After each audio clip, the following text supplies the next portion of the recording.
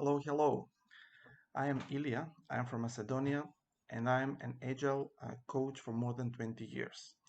I'm also instructor working for IC Agile, Management 3.0 and some other Agile frameworks. I'm inviting you to join my workshop called Instilling Agile Values with the Wizard of Oz Wisdom, where we will reveal the main building blocks of high-performing teams and how can we coach them to this high-performing stage.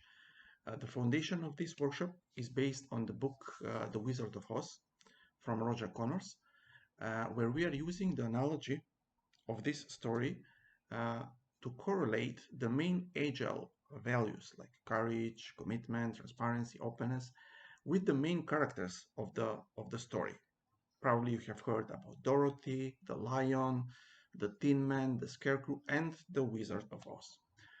Some of the main takeaways that you will have from this workshop are that you will explore a structured way how to coach your teams to this high performing stage.